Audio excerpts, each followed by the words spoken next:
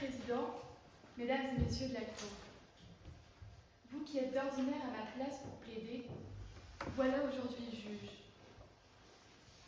J'espère que vous êtes confortablement installés, car nous voici à la cour d'assises, et rien que le nom vous close à votre chaise. Pour ceux qui n'y sont pas familiers, ici, on juge du sérieux, du lourd, du sanglant, les plus fun des infractions du code pénal, les crimes les plus graves. Du viol au meurtre, en passant par le terrorisme, c'est pas tribunal correctionnel, on rigole encore un peu avec des histoires de fraude fiscale, de harcèlement moral ou d'agression sexuelle. Non, ici le spectacle est bien plus palpitant. Ce sont des vies entières qu'on dissèque, qu'on détruit, qu'on tente de remettre sur pattes.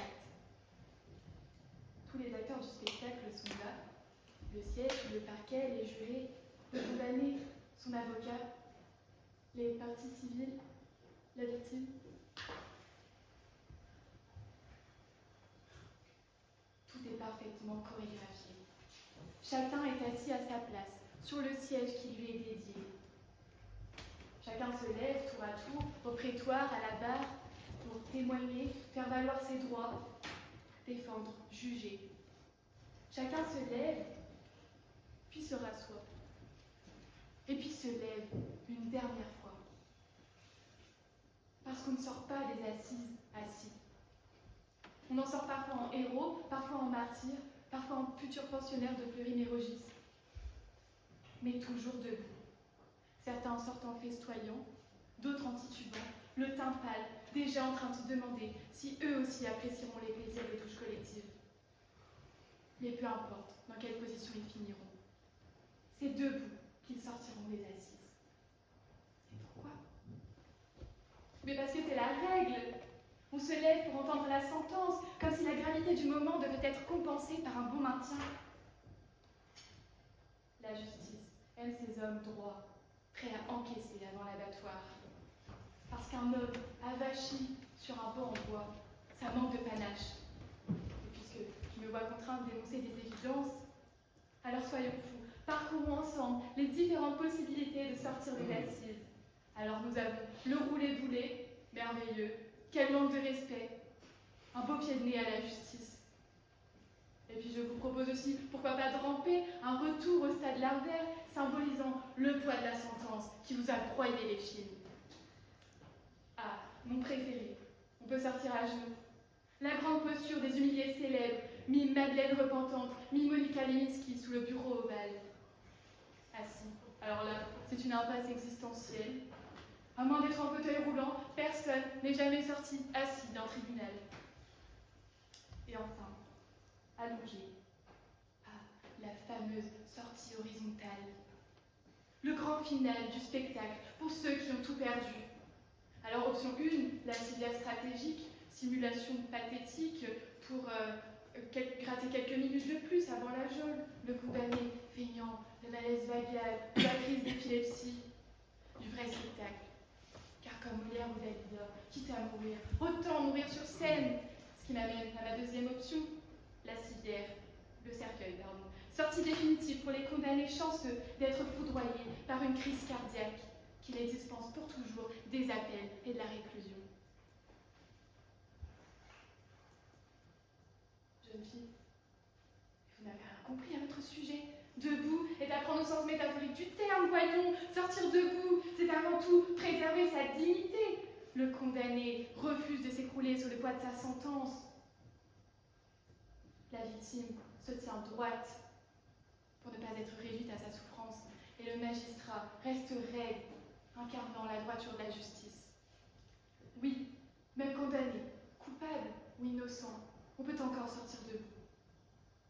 Debout, parce qu'à genoux, c'est pour les curés. À quatre pattes, c'est pour les greffiers. Et allongé, c'est pour les morts. Après tout, l'échafaud n'existe plus, et la perpétuité, ça laisse du temps pour soigner son corps de tête. Alors le condamné sort les poignets liés, mais debout, au moins pour quelques mètres, ce qui sépare le palais du faucon cellulaire. Il aura tout le temps de s'effondrer après. L'homme condamné peut avoir tout perdu. Liberté, honneur, avenir, mais il lui reste sa posture.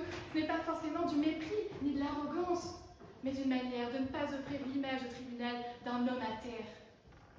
Être condamné n'est pas mourir.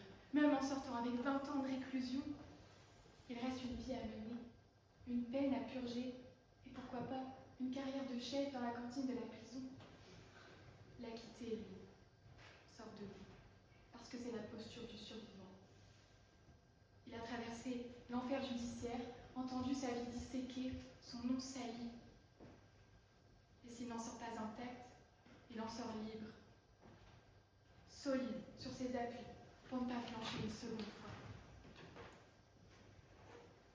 Les juges et les jurés condamnent assis, mais quittent toujours les assises debout, fiers, droits, solennels.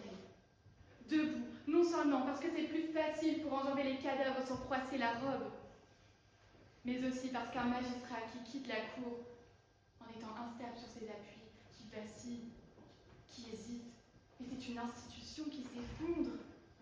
Le juge peut avoir des doutes, des regrets, une conscience tiraillée, mais pas ici, pas maintenant, pas sur les marches du palais, pas devant tout le monde.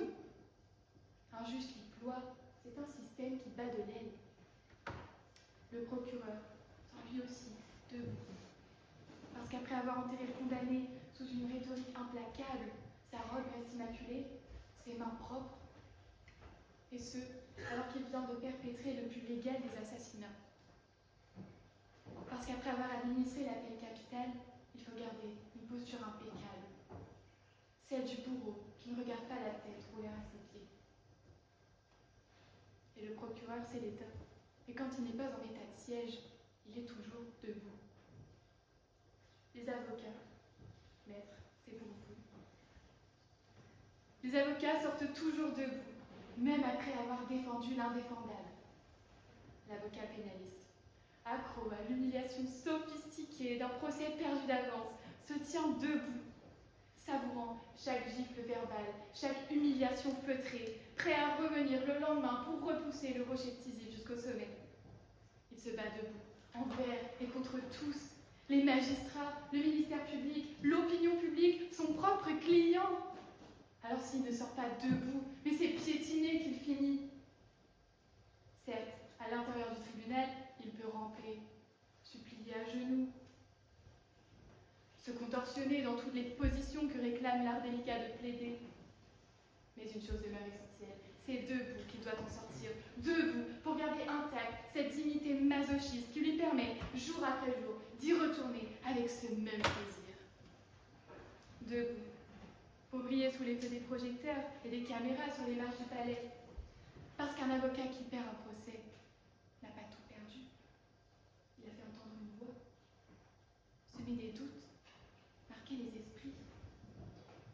Il sait que la bataille judiciaire est une guerre d'usure.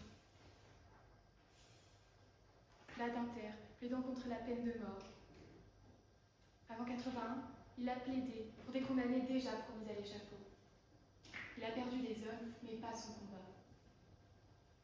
Il est resté debout jusqu'à l'abolition. Et enfin, elle est parfois mise de côté, mais la victime aussi peut sortir debout. Pour la victime, qui a toujours la chance ou la malchance d'être là. Pour celle qui a encore des jambes et les capacités physiques et cognitives de se tenir debout. 3 décembre 2020, cour d'assises de Charente-Maritime. Joël Le Squarnec est condamné à 15 ans de réclusion criminelle pour viol et agression sexuelle sur mineurs par personne ayant autorité. Ce jour-là, 4 victimes sortent des assises. Et parce que survivre à son procès, c'est déjà sortir debout. Elles sont sorties debout. Elle qui, enfant, était prise au piège, vulnérable, sous son emprise. Il était un oncle, un voisin, un médecin. En se relevant ce jour-là, malgré la honte, malgré la douleur, elle réveille à leur tour des centaines d'autres victimes. 312 victimes. Elles étaient touchées, droguées, anesthésiées, sous ses mains réduites à des corps inertes qu'il ouvrait et refermait sans leur consentement. Sans ces 4 fillettes qui ont eu le courage de parler, de témoigner, de survivre, de sortir avec dignité, il n'y aurait pas eu, ce 24 février dernier, l'ouverture d'un second procès. Sortir debout, c'est rendre au bourreau le poids de ses crimes. Sortir debout, c'est dire « on ne nous rendormira pas ». Aussi profonde que soit l'abîme, aussi détruite que soit la victime. Alors oui, mesdames et messieurs, on peut, du verbe pouvoir, la possibilité existe de sortir debout des assises. Parfois libre, parfois estropié moralement. C'est bien ça la règle des assises. On s'assoit, cloué par la gravité des faits, mais à la fin, il faut se relever. Pour entendre la sentence, pour encaisser les regards, pour continuer le combat ou exulter, pour continuer de vivre.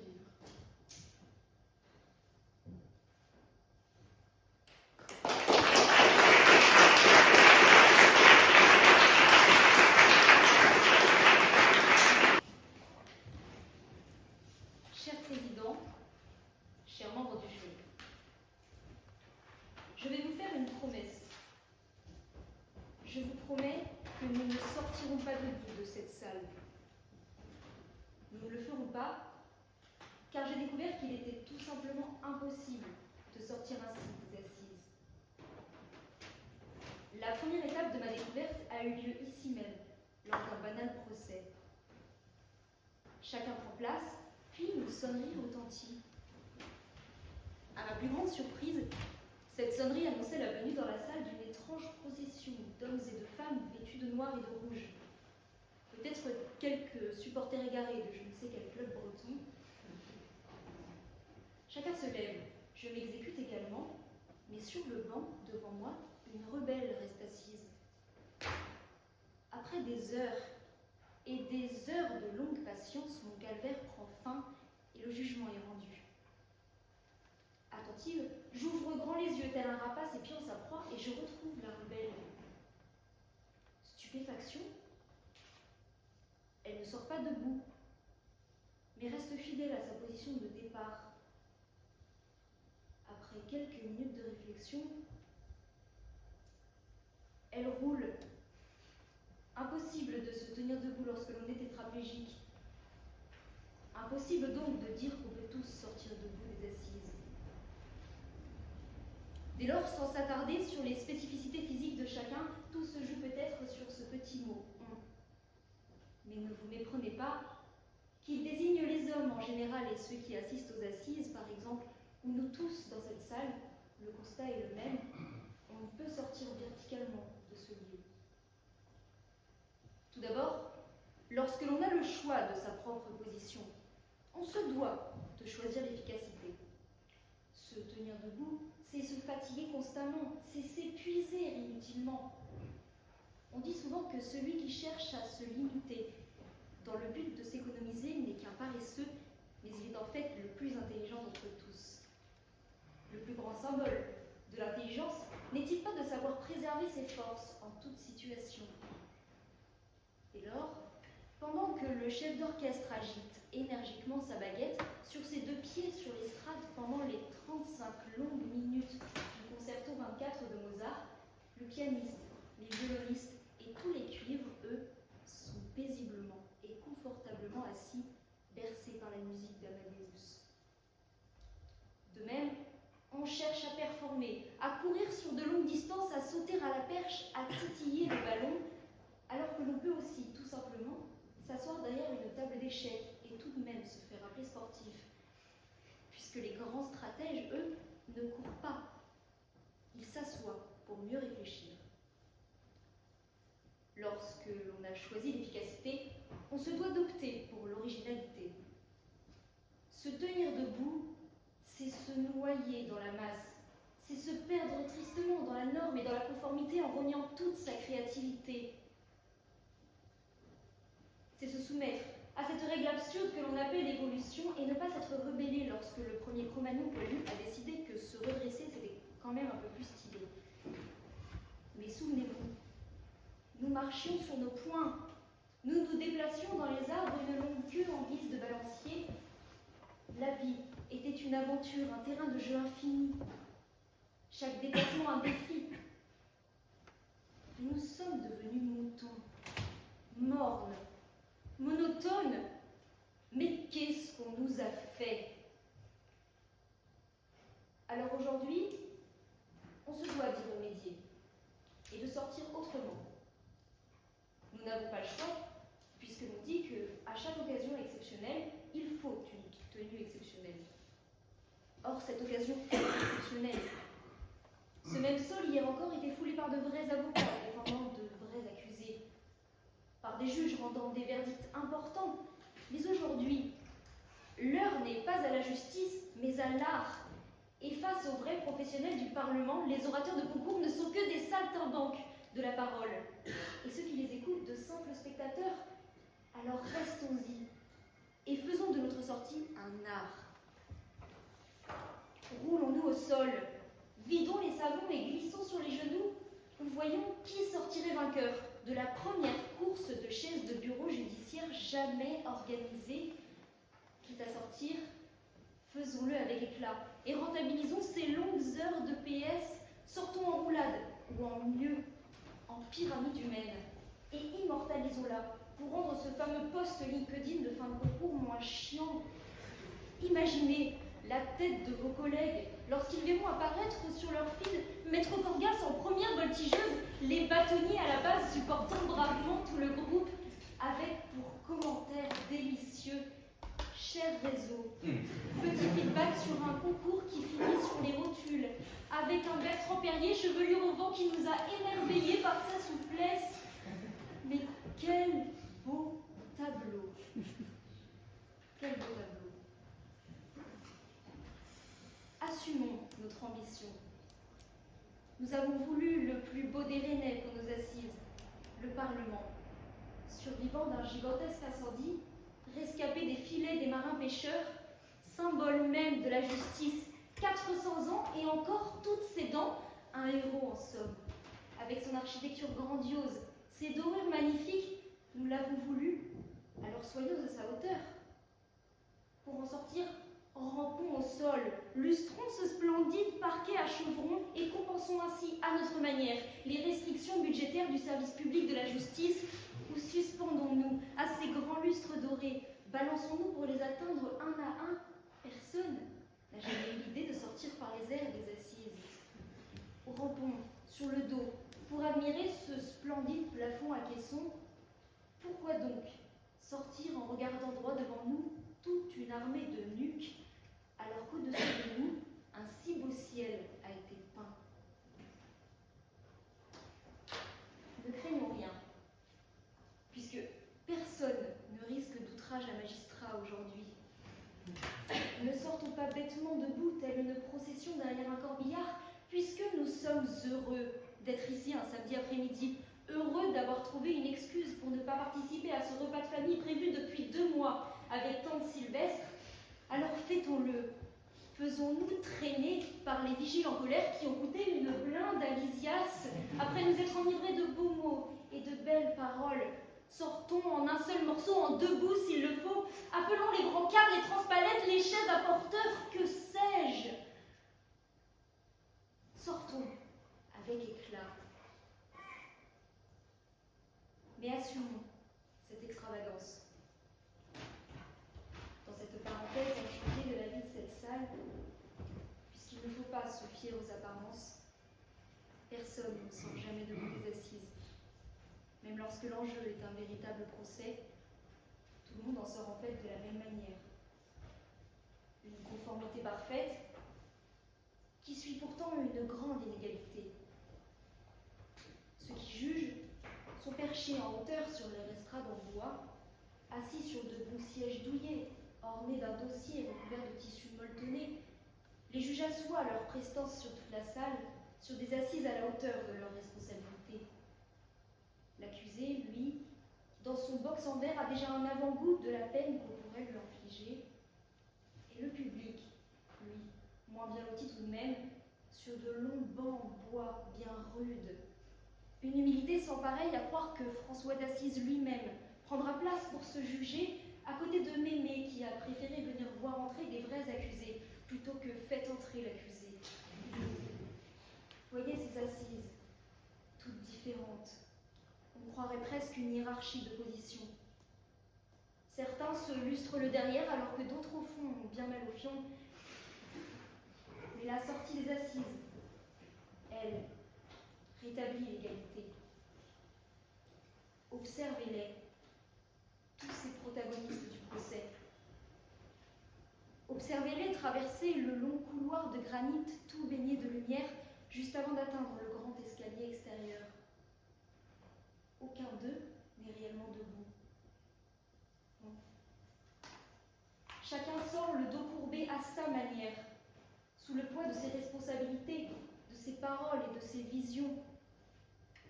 Ce poids, c'est celui du jugement, de l'impact de ses décisions sur ses semblables, celui de l'idéal de justice de toute une société que l'on représente, c'est celui de la défense des prochaines années, de la prochaine demeure d'un autre, c'est celui des droits si fragiles que l'on protège. Ce poids, c'est celui de la culpabilité, du mensonge bien pensé, bien ficelé, le mensonge de la dernière chance, le mensonge de la dernière faute. C'est celui de la peine, de la colère, de vie entière d'inconnus décortiqués devant ses yeux. Ce poids, c'est celui de la réparation, qui parfois compense sans guérir. C'est celui de la peine, qui bien souvent punit sans rétablir. Alors si ce jour, votre dos n'est pas courbé, profitez-en pour oser, tout vous est permis. Vous verrez bien plus tard s'il faut vous redresser, mais pas de sortie debout.